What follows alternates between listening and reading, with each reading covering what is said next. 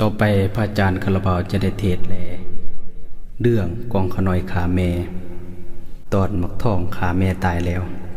ฮอดนี่ฟังบทสอนสำนอนก่อนมาตรงขาดประวัติธาตุกองเข้าน้อยโดกสายขาแม่เจ้าของเสริญยมพวกพี่น้องพ่อและแม่ทำใจไผมีบทสุดปลายโดดย้ายเสียนโหนสอปูถูกเกินขอพ่อเมตนปุ่นอำนาจบ่สามารถสิเนื้อได้กระใจห่อหลดบ่ฟังนี่แหละเพิ่นต่อตั้งว่าเฮาแต่งตามใจใหญ่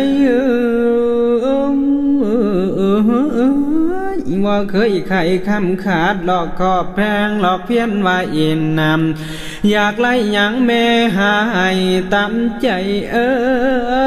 ลูกหลาแม่ในที่สุดก็เลยแปรเทศนิสัยแต่น้อยผัดอ้อยไล่กะซ้ำอ้อยใหญ่ปานไหนกะปานว่าลูกน้อยตักเตือนน้อยกะผิดหลายยุ่ง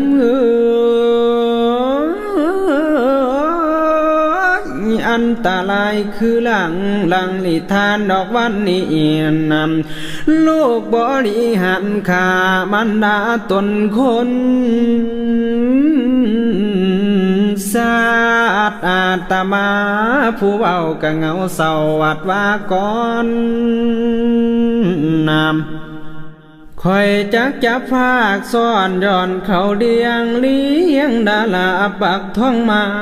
สิยอมหับต่อกระแสกำสร้างนำหลังจากใจเมื่อยมั่งคงสาจังเงียบเสียงแม่หิวขึ้นมาคักแท้ละทั้งท้องละปวนฟันเปิดเบิ่งกองขน้อยนั่นจำแจ้วแก้มปลาหมูจุกคำสองกะลองโยกแลดเบิ่งดูได้หูหึงจังแม่นคือคำเจ้ามันละตนในตานต่อโอ้ยอัดบ่พออังแน่นแสนสิอ้อยก็คอยลองนำเกินบ่ลงหอดท้องอันป้องตันคอหอยกืนน้ำถอยตามหลังจึงคอยเกินลงไหลนำคำต่อไปอันคือลามคำสามโพดแน่นอังเกียรติตบทวนความหลังฟังแม่จ๋าปากเบาแต่ตอนเข้าแน่กะใครนำเพื่อสิคิดขึ้นในว่าบาปใหญ่กำนานนำตายกูตายจึงข้ากะสั่งทำลงแทนนำและขึ้นหลังและขึ้นยามตกใจไปเป่าหวังบาแม่จำเจ้าของสิตื่นนอกซึนซอนนำแสนสิอมเป่าพ้นนวดนวงเนาเคียงแม่บ่เตียงพ่อมีดอกเงียบเสียงบ่ขันตาน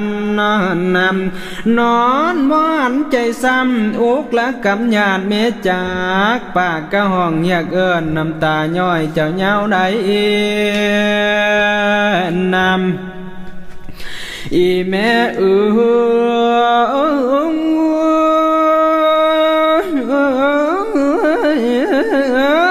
เจ้าสิเทียมลูกไว้นำเจ้าสิเทียมลูกไว้เฝ้าตื่นมึนตาลูกท้องมายอมผิดสุปการนิพพานเจ้านำลูกนี่หิวยังเข่าจนตาลายมัวมืดมองบ่เห็นปองทางทั้งสิแก่หลอกแปรปวน ขามแม่เว้าถึกล้วนเว้ากับมวนคำหวานเด้นอลังเป็นบ้านเป็นยากจังตีตำตีตองนำลูกบ่ต้องตามขอมันดาตนเลยเอื้อนอ้อยจังไหนเอาแอกลอยปฏิตองเจ้านำโล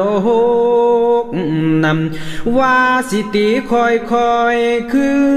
จังเลือดแตกโป่งผัดบุออกทั้งหูอีแม่กูพระคุณเอ้ยสั่งอ่อนแอเอาไอ้นำคือมาตายจริงแท้นอนแอและเลือดเดิมกำลูกบอกกีดพอคำมาสิเป็นโนจังสีโอ้นอนี่เห็นนา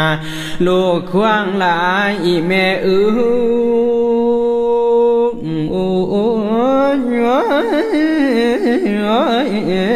นอมงามจังไดนอจังสิเว้นวิว่ากำนากำอนันมานข้าแม่ตายไว้สินำไปละยินก็คงโยยหากูเอ้ยว่าละห้ำน้ำตะไหลเลี้ยนน้ำลงสู่กายแม่เจ้าโลกใสเศร้าหลอกเก้าหมอกงามกอดศพแม่ละหำห้องโอ้ยปาลิเมตนาจิตลูกบ่ทันนวลคิดบาสิเป็นไปลาเอ็นนำโลกนี้มาเสียใจทั้งละสงสารเจ้าหมอละนาลาโลกคันแม่นลูกบ่ว่าคงต้องหลอดบ่ตายจังแม่นมันขี้ลายบ่เห็นค่าคุณหนังพอว่ายังสู่ถนอมแม่ก็ทอมดอกเพียนเนียกนำแม่และเพียงทนต่อทอละกันสั่งก็เปลี่ยนทั้งแม่เป็นทั้งพ่อเลี้ยงลูกมาตลอดได้ไปกะย่องยกเสดนำจนมาเพิ่นเก่าโอ้ยพุ่งของลูกบดตาลูกนี่เป็นเสมือนมานายพระคุณควรเยอะนำอีแม่